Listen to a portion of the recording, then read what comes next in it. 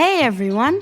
Welcome to Mythical Masala with Neev, where we are about to unlock the wildest, most magical stories from ancient India. I'm your host, Neev, and I get to take you on this journey through the greatest legends of Indian mythology. From magical myths to brave heroes and tricky demons, these stories are packed with action and some pretty cool life lessons. Ready? Let's jump in!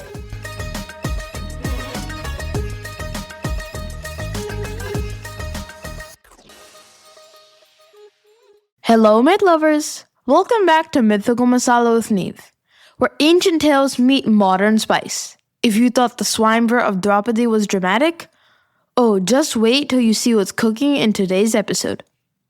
Let me guess, more drama, more royal politics, and a sprinkle of divine intervention. Exactly. The Pandavas are finally stepping back into the royal spotlight, but not without shaking things up in Hastinapura. From whispered conspiracies to enchanted forests and fiery transformations, we're heading into a tale where kings are crowned, cities are born, and fire gets really hungry. Fire gets hungry? I have so many questions already. And we've got all the answers. So pull up your imaginary thrones and dive into today's episode.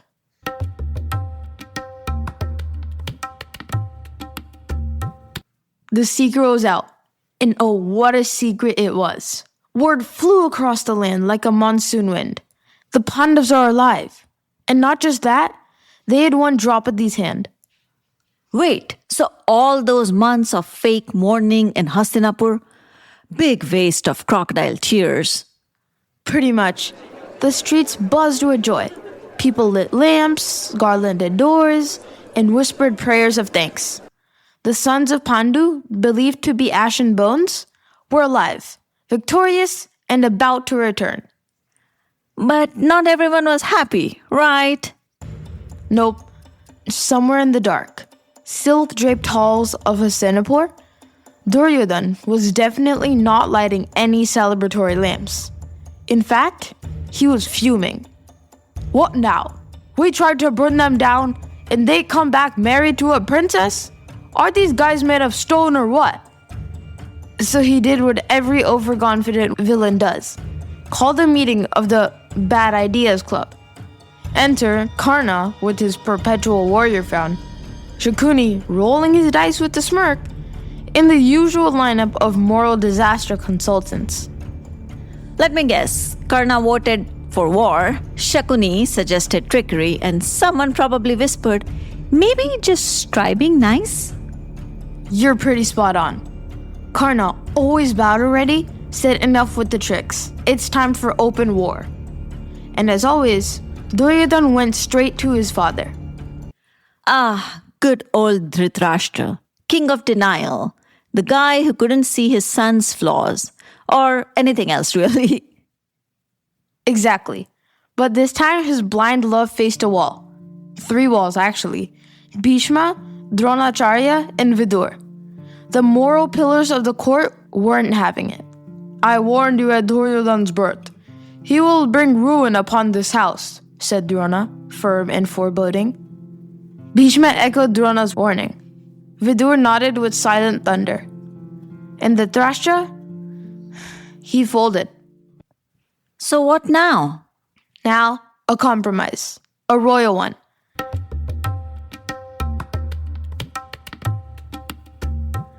The streets of Hastinapur had never looked this bright. Garlanded arches, colorful rangolis, drums echoing joy. The Pandavas were finally coming home. Wait. Was this a welcome or a royal wedding? Pretty close. As the chariots rolled in with Yudhishthira and his brothers, people gathered like bees to nectar, showering flowers, singing praises. Yudhishthira Maharaj ki jai, they chanted, their hearts filled with pride. May this righteous prince rule forever. With him on the throne, truth and peace will surely follow. Someone said in the crowd. But behind those garlands and chants, a different mind was at work. I think it's Duryodhana.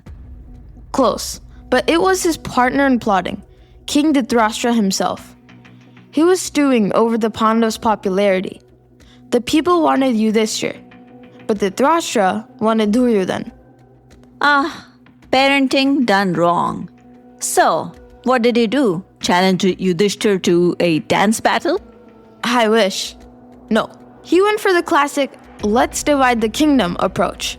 Pretending to be all warm and fuzzy, he said, "My dear Yudhishthira, it fills my heart with joy to see you well. To avoid conflict, I wish to give you half the kingdom, Khandavaprastha, a beautiful, peaceful land for you to rule." That sounds suspiciously generous for Dhritarashtra. You catch on fast. What he didn't mention was that Khandavaprastha was basically a cursed wasteland. Dry, cracked earth, no crops, no water, no animals, just a giant patch of misery.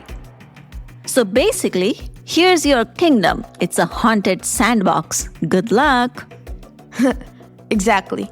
For Yudhishthira, he didn't blink. No resentment, no complaint. He simply folded his palms and said, "If this is the will of the elders, I accept it with gratitude. Let us bring prosperity where there is none." Always so respectful. But what are you going to do with the wasteland, Yudhishthira? It's not good enough to build a city or settle down. Do you realize you have been tricked? Hold on, not so fast.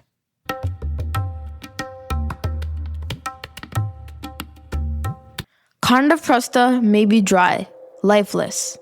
Yeah, not exactly the dream palace for 5 royal brothers and a queen. True. But luckily, with the Pandavas stood one very special guest. Krishna. Krishna looked at the scorched land, smiled, and lifted his palm towards the sky. Wait, what's he doing? Calling for backup? Oh yeah, divine backup. He summoned Indra, king of the heavens, who, by the way, was also Arjun's celestial dad.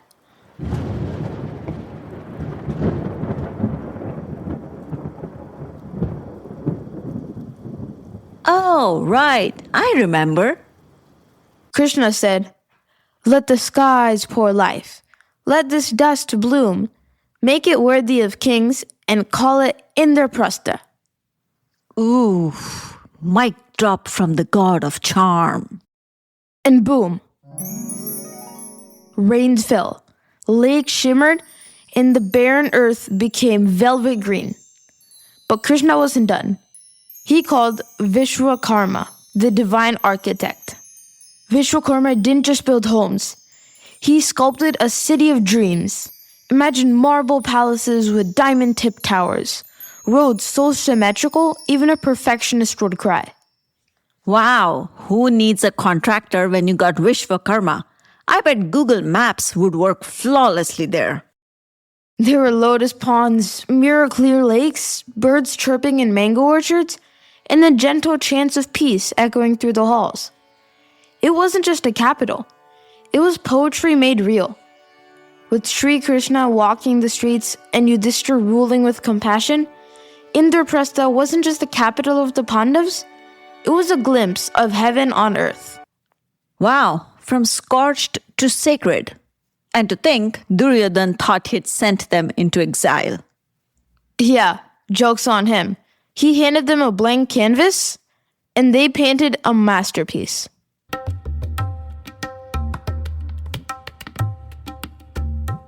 Imagine this, Krishna and Arjuna, two best friends just chilling in the gorgeous woods of Khandavaprastha. Back up. Wasn't Khandavaprastha a desert? Yeah, actually, Khandavaprastha had woods, but then there was a lot of hard rock and parts of it were also desert. So, yes, nothing was growing there except the forest was dense with a lot of different dangerous animals. Okay, got it. Back to the forest. The air is fresh, the forest alive, and the squirrels very opinionated. Well, let me guess. These two were mid-debate and someone shows up? Exactly. A radiant figure with fire in his eyes and a stomach full of indigestion. It was none other than Agnideva, the god of fire. Hey, indigestion? Somebody give him some Tums. O mighty warriors, help me. I have heartburn from too much ghee, said Agni. Wait, what? Too much ghee? Even fire gods get stomach problems? Yep, too many sacrifices, too much ghee. Even Agni needed a detox. And the only thing that could cure him? Let me guess. Burning down an entire forest? So I guess he needed to get all that fire out of his stomach? Bingo. The herbs, the trees, the animals, he wanted to devour it all. But there was one big problem.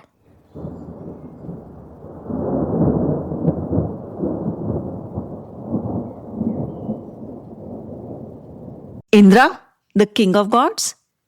Yep, he kept sending rain clouds to stop the fire. Why?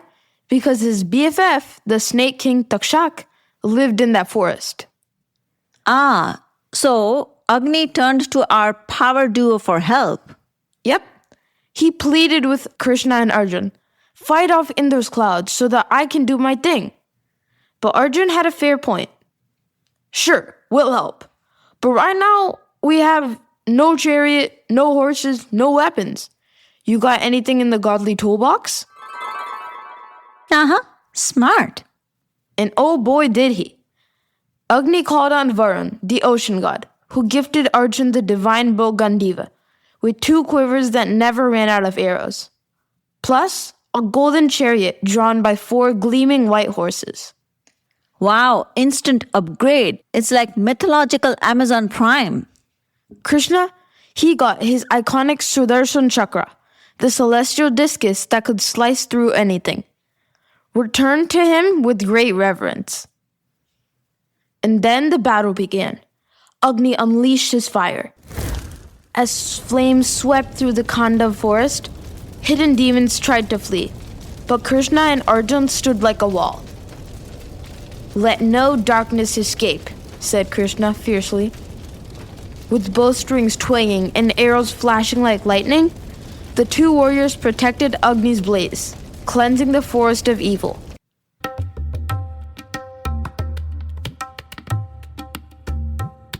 The flames of Agni had begun to lick the skies. But guess who decided to crash the party? The one, the only Indra. With his thunder tantrums. Bang on. Indra arrived in full dramatic style. Dark clouds, ear-splitting thunder,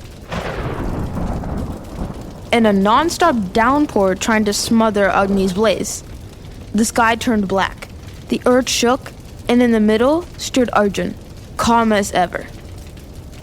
Stop this madness, said Indra, booming.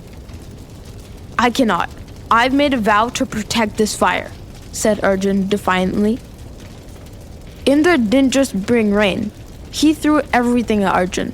Stones, demons, venomous snakes, like a celestial game of dodgeball from the heavens. And Arjuna just swatted them away. Every single one. His Khandava bow sang through the storm, slicing stones, scattering demons, and skewering snakes mid-air. Talk about storm-proof skills. Eventually, Indra realized that Arjuna wasn't backing down. And neither was Krishna. Sudarshan Chakra spinning at his side like a cosmic buzzsaw.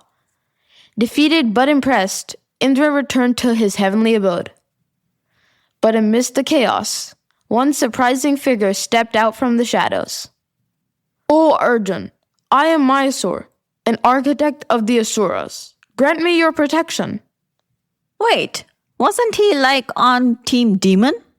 Exactly. But Arjuna promised him protection. Even pulled him safely through the fire as Agni finally sighed in relief. Burnt the whole forest, but cured his indigestion. With his hunger quenched, Agnideva bowed to Krishna and Arjuna. Another god, another favor repaid. So what about Mayasura? He just tagged along? Oh no, Krishna had plans. You owe us, Mayasura. Build us an assembly hall, but not just any hall.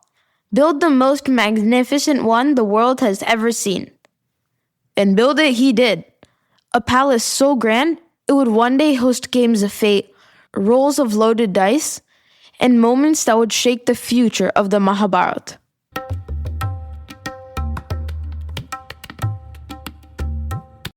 And that's where we leave the Pandavas today. No longer wandering princes, but kings of a stunning new kingdom, Indraprastha. From surviving a deadly fire trap to setting an entire forest ablaze, they've come a long way. With Krishna by their side, the divine was never far. But don't get too comfortable. Indraprastha may be beautiful, but dark clouds are always brewing in the Mahabharata. Ominous. What's coming next, Neev? Let's just say, there's never gonna be a dull moment. So until then, stay curious, stay kind, and keep your arrows sharp and your dharma sharper. This is Mythical Masala with Neev, where legends live and lessons linger. Thanks for joining me on another magical adventure here at Mythical Masala with Neev. I hope you enjoyed today's tale and learned something new about the legends of ancient India. If you enjoyed this episode, don't forget to hit that subscribe button so you never miss an episode. Got questions or a favorite myth you love to hear? Send them my way. You can follow us at Mythical Masala Podcast on social media for more updates, behind the scenes fun, and to be part of our mythical community. Make sure to share this podcast with your friends and family and have them join in on the fun. Until next time, remember, every great adventure starts with a little curiosity and imagination. See you soon!